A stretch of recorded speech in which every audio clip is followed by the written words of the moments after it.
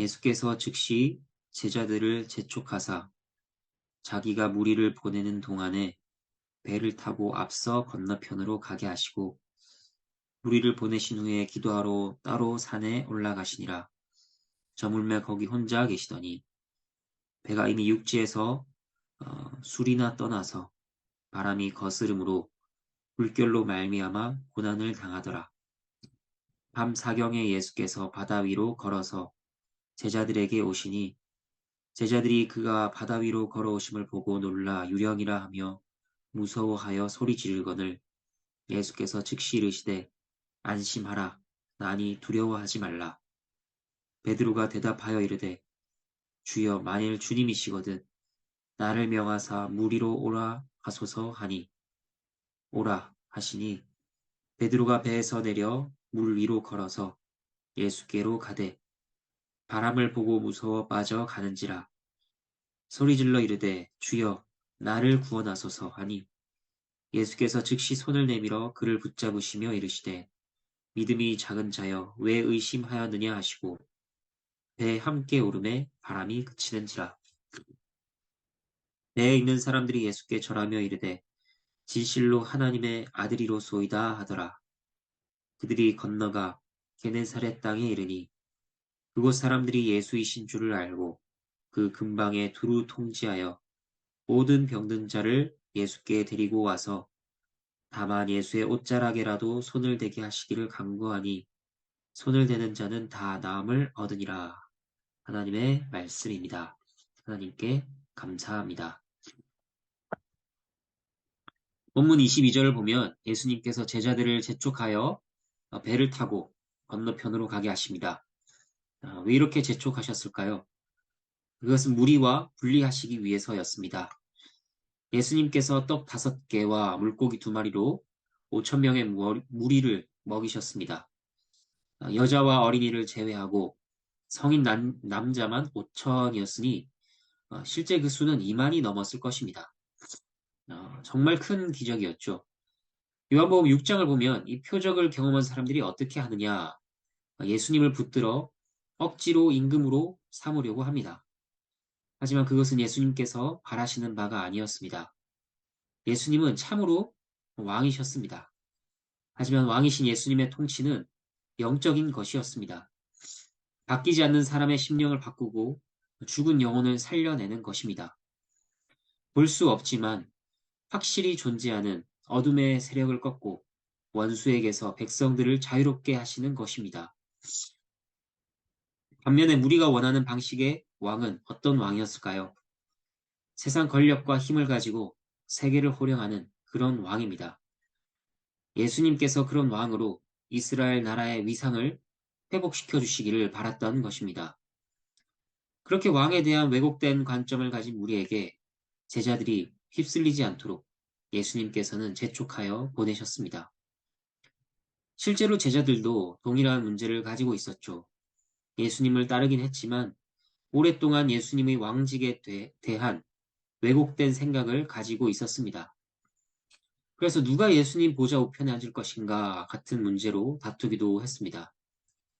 제자들의 잘못된 야망이 이 무리로 인해 증폭되지 않도록 예수님께서는 분리하신 것입니다. 그리고 주님은 홀로 산으로 가십니다. 산에 가신 것은 기도하시기 위함이었습니다. 날이 저물어 어두운 밤에 주님께서는 홀로 기도하고 계시고 이제 성경의 렌즈는 제자들을 비춥니다. 24절을 보면 그들의 상황이 어떻습니까? 바람과 물결로 배가 심하게 흔들려서 괴로워하고 있습니다.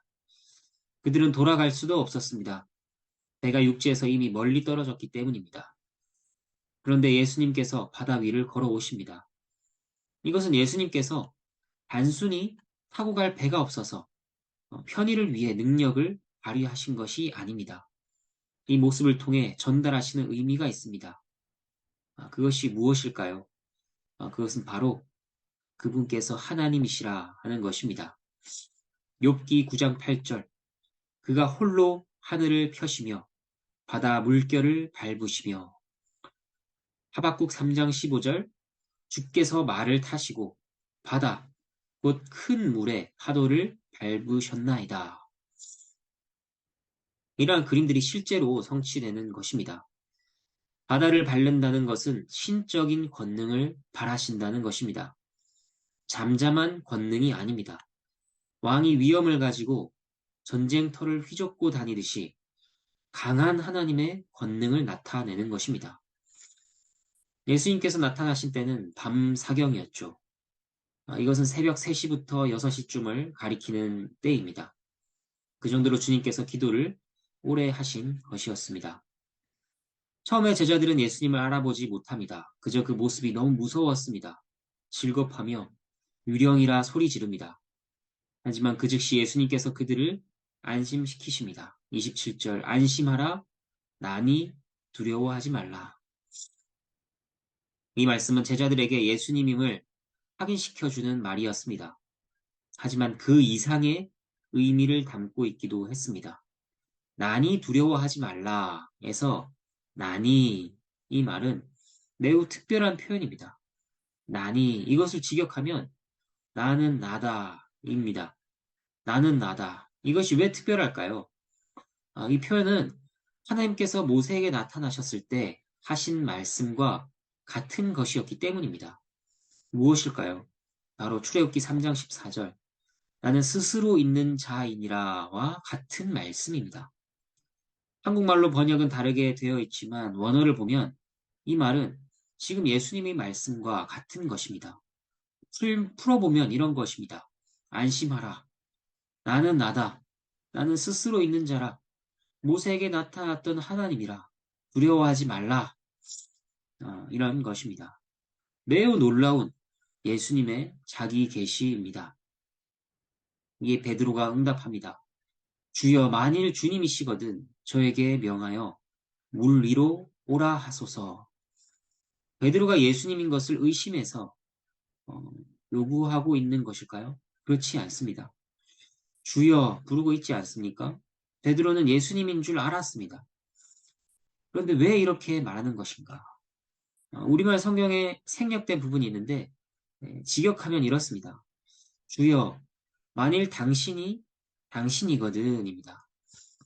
그러니까 베드로 요청은 예수님의 말을 받아 그대로 답한 것입니다. 풀어보면 이런 것이죠. 주여 나는 나라고 하셨습니까? 모세에게 말씀하셨던 그 여호와라고 하셨습니까? 만일 당신이거든.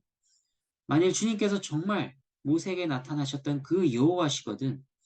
나로 명하여 물 위로 오라 하소서 이런 것입니다. 그러니까 지금 예수님의 말씀도 충격적인 것이고 베드로의 요청도 매우 충격적인 것입니다. 예수님께서는 답하시죠. 오라. 이 말은 내가 여호와인 것을 알게 하마. 너가 무리를 걷게 함으로 내가 주님인 것을 나타내마.